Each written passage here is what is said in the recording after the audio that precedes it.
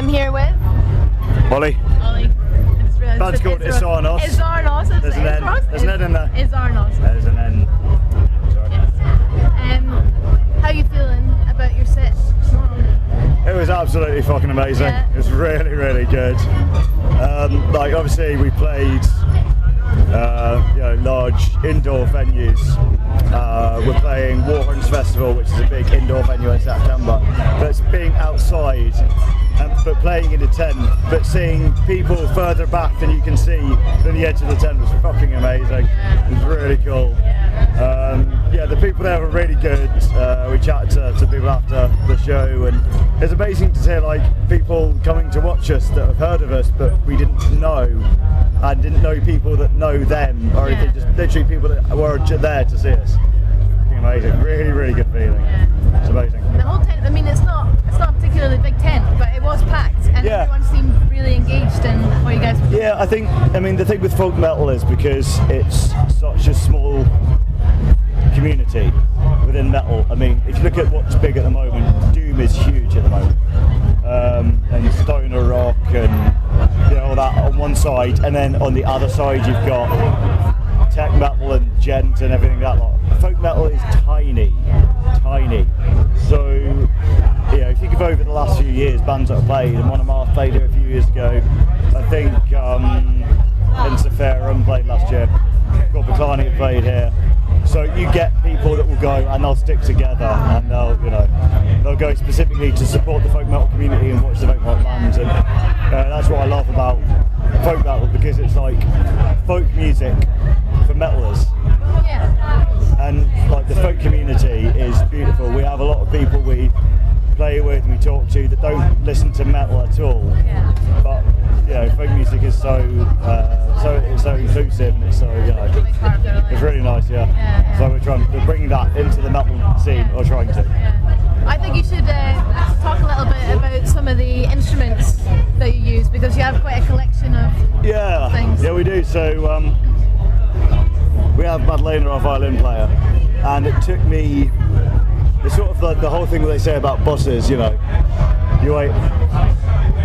wait ages for one and three come along at once. I mean, it took so long to find a violin player that would agree to join a metal band. And actually, I couldn't find a violin player, so I started looking on Gumtree for violin teachers in hope that one of their students might think, yeah, that sounds like fun, I'll come do it. And Madeleina is a phenomenal concert violin player. She's from the National Philharmonic Orchestra of Bulgaria. She's played with the London Philharmonic. She's a phenomenal violin player, and she's also a violin teacher. So she was one of the people that I messaged, and he was the first one to reply saying, I don't think my students would be ready, because I obviously sent her the files with the songs that I'd recorded in MIDI with keyboards. So I don't think my students will be able to play it. However, I might be interested. So met up with her, had a coffee, and after explaining the whole thing behind the story behind all of the songs, because they're all sonnets, they cover a specific part of a story, etc. She was interested enough in the historical accuracy, if anything, behind the Roman Gaulish War, that she agreed to join. So, and then Christine, our hurdy-gurdy player as well. I found her because obviously in the UK I was never going to find a hurdy-gurdy player, but I thought if I can find preferably a female, because there are female vocal parts I've written. So if I can find a female who plays the keyboard or the piano and can sing, and would be willing to learn the hurdy-gurdy, then I might be able to pull this off. And luckily Christine's New Year's resolution was to learn a new instrument. So everything about everyone joining has been such a case, just really good timing. Really good timing. So everything kind of fell into place. It fell into place in a 6-month period. And I started writing the songs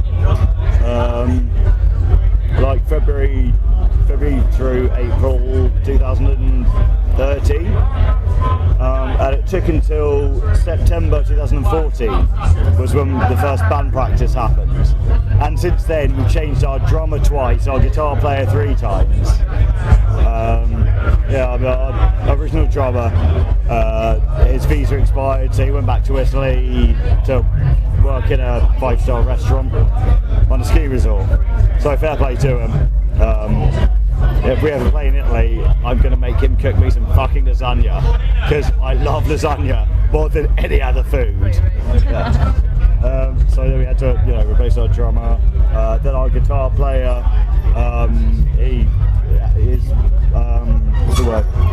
He puts a lot of importance on his career, and he was an international media man of mystery. He worked for a media agency, so his job was basically to fly around the world and go out drinking with a lot of executives and big people, and the band didn't quite fit into that.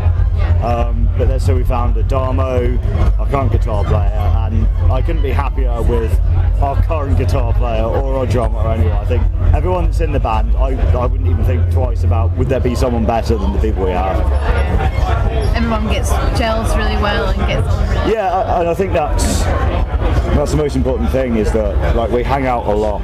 We are really good friends. When me and the guitarist get drunk, we tend to wake up spooning.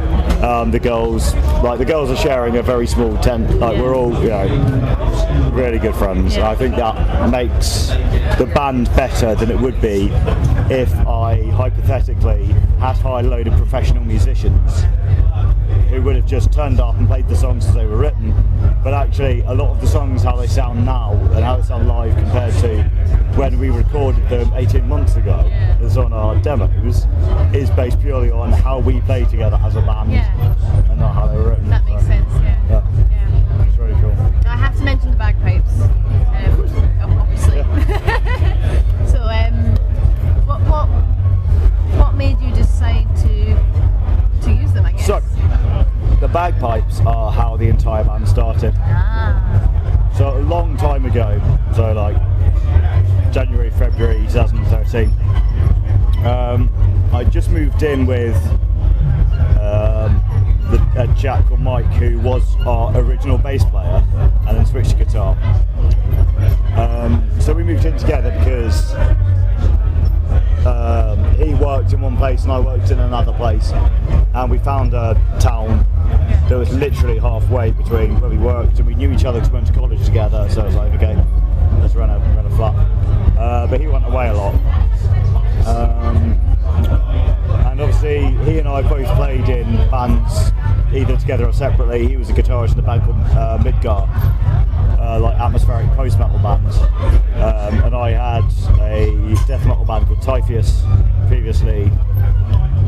So we jammed together when we were drunk and that. But he spent a lot of time away. He plays for a comedy pub bluegrass band. I don't really know how to describe them.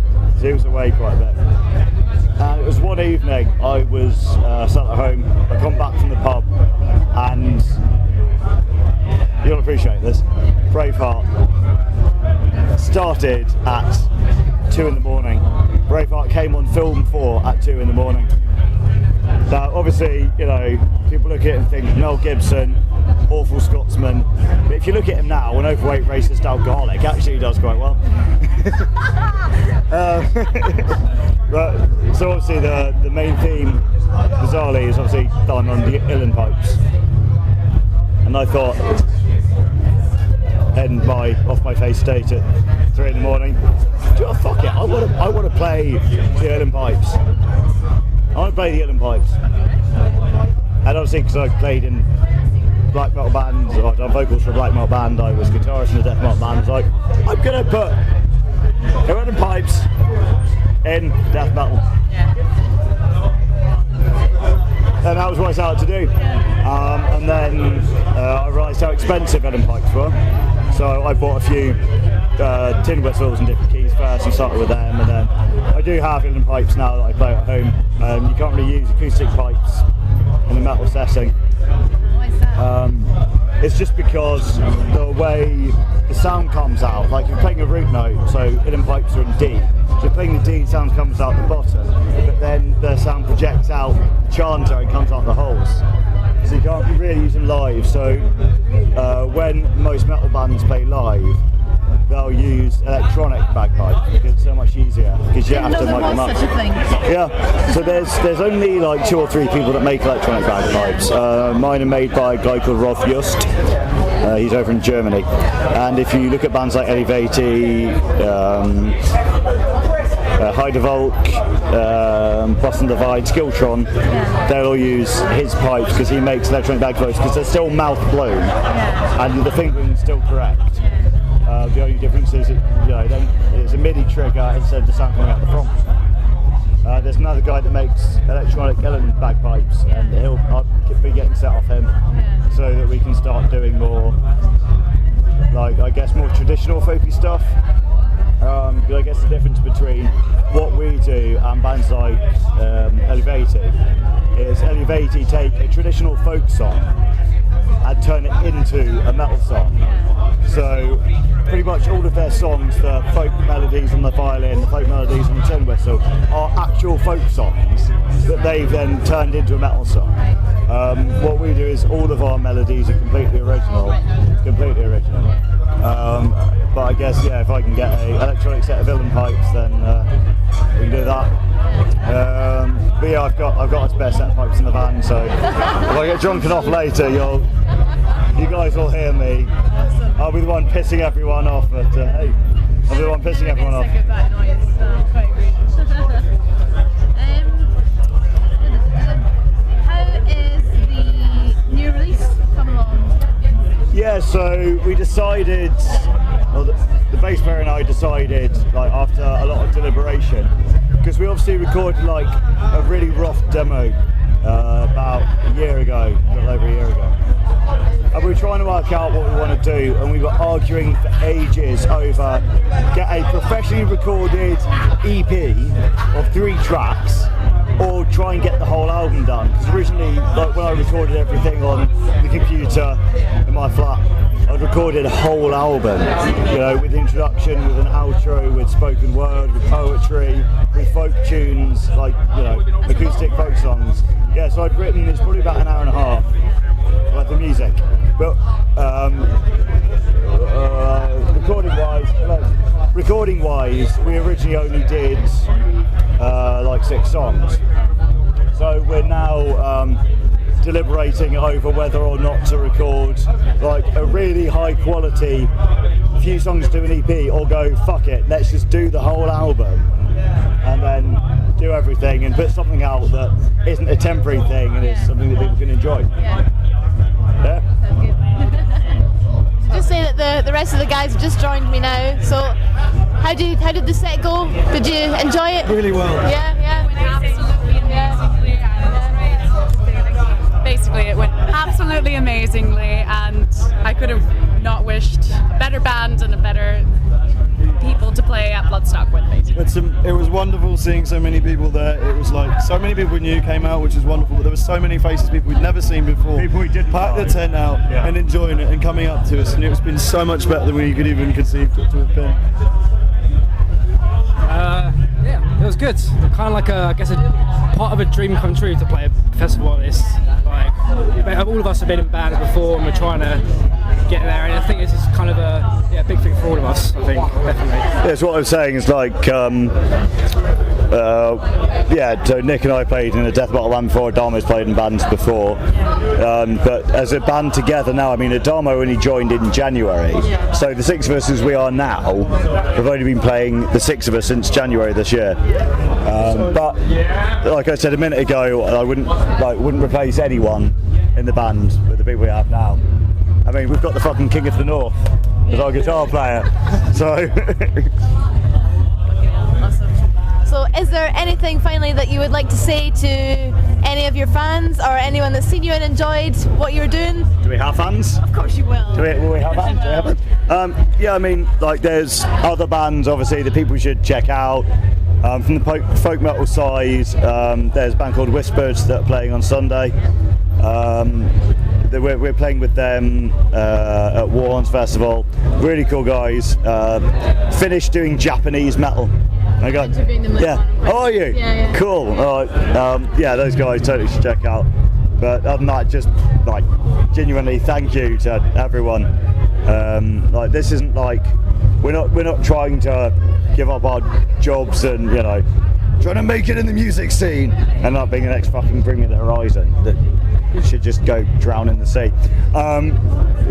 Like we love everyone that has come to see us. This is, I started the band so that we could play some gigs, make new friends and have fun, and that's what we're doing, and that's all we're going to do. So, Thank you all so much.